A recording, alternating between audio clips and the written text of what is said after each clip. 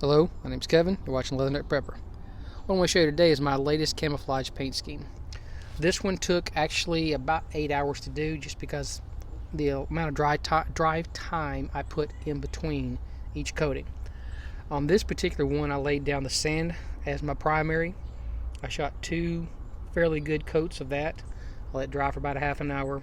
Then I came back with the sage green and just kind of shot the sage at angles, which I probably would do differently than what I did on this particular one.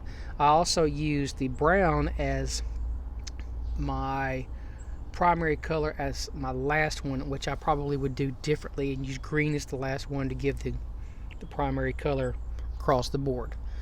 The pattern that I used, I started out with a template that I got from Amazon, and I just got to thinking I can do this just as easily with a magic marker and the tape, so I started drawing out camouflage patterns and cutting them out, doing it that way. So if I had to do this again, I would probably lay down my sage green, then my sand, then my dark brown, and my dark green.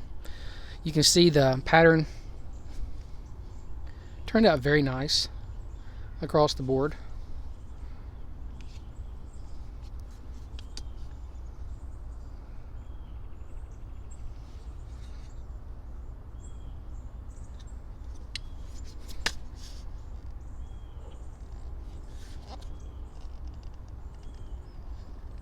I'm happy with it overall.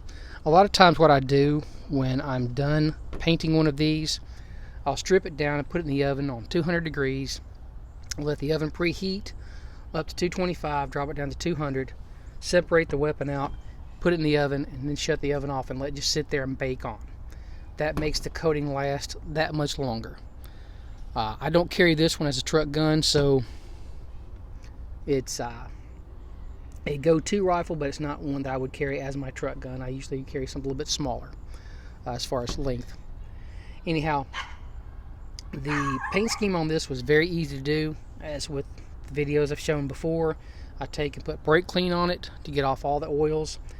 I mask off any area that I don't want to have paint put on, like up in here, my trigger, on the end here for my thread protector.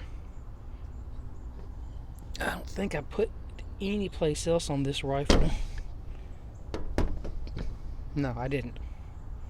Yeah, I didn't put any more tape any place else on this rifle. So anyhow, hope you guys got something out of this. Don't be scared to paint your rifle. Just don't. It's easy to do, it's fun, and it's not necessarily personalizing the rifle to yourself. Make it to the area in which that you live, which is why I would go with the green as my last coat versus the darker brown. Have a good one, guys.